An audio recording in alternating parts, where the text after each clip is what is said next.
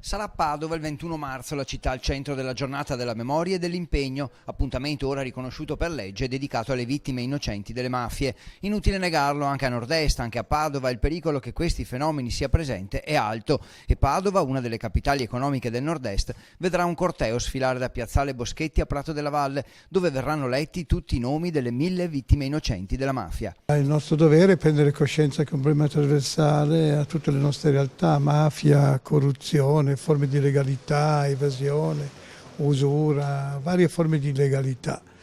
E quindi questo è il problema più grave. Il problema più grave è la sottovalutazione. Don Luigi Ciotti, bellunese di Pieve di Cadore, anche se poi cresciuto a Torino, vive dal 2014 sotto scorta. Nel 1995 ha fondato Libera, che riunisce 1600 associazioni che lottano contro le mafie in tutto il mondo, Veneto compreso.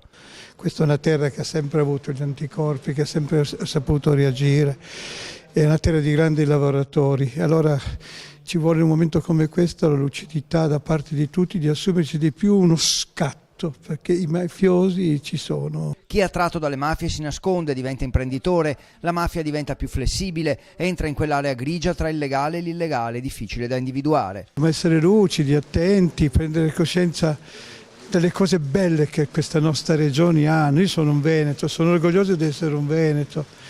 I nord-est sono terre meravigliose, meravigliose. La bellezza della nostra gente, i grandi lavoratori, il grande impegno, ma anche la lucidità di prendere coscienza che questi problemi ci sono.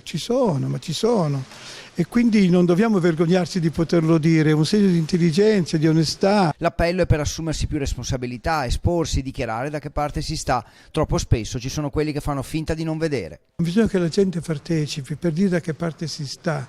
Dobbiamo metterci la faccia, non dobbiamo temere.